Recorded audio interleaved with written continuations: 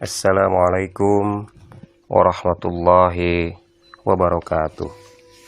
Saudaraku rahimakumullah, ilmu menempati kedudukan yang sangat penting dalam Islam.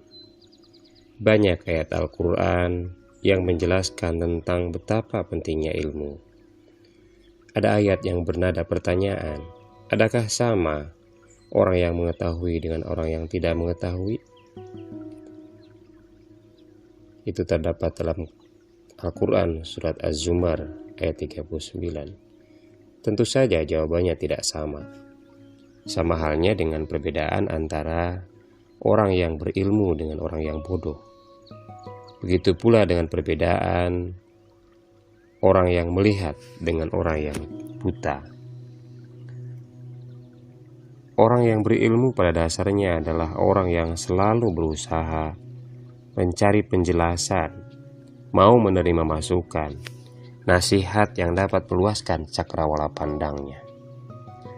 Ada juga ayat yang menjelaskan secara metodologi atau konsep yang menempatkan betapa Islam sangat menghargai ilmu. Seperti perintah membaca yang terdapat dalam ayat pertama dari wahyu yang pertama diterima Rasulullah SAW.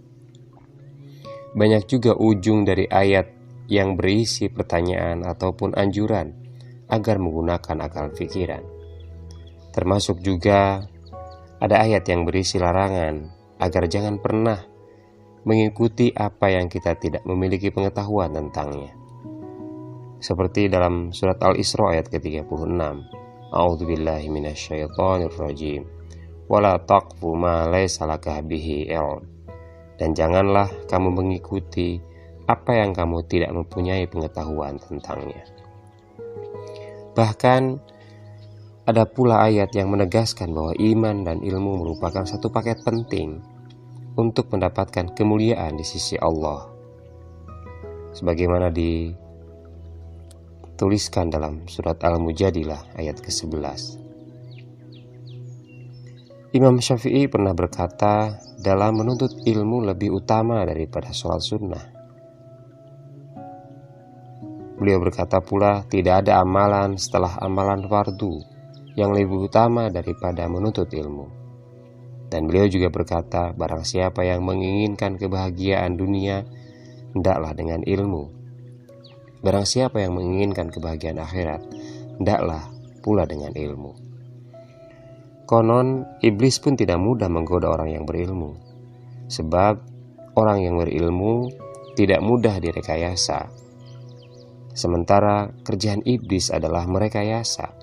Dan hanya orang lengah yang mudah direkayasa dan diperdaya. Mungkin saja ada orang rajin beribadah, tetapi ibadahnya tidak diterima karena tidak sesuai dengan ajaran yang sebenarnya. Bisa juga kita termasuk orang yang rajin beribadah, tetapi yang kita ikuti bukan ajaran Rasulullah. Justru kita mengikuti bujuk rayu iblis yang menyelinap dalam praktik ritual ibadah kita. Karena lemahnya ilmu atau pengetahuan tentang ajaran agama, ibadah yang kita tunaikan bisa sia-sia.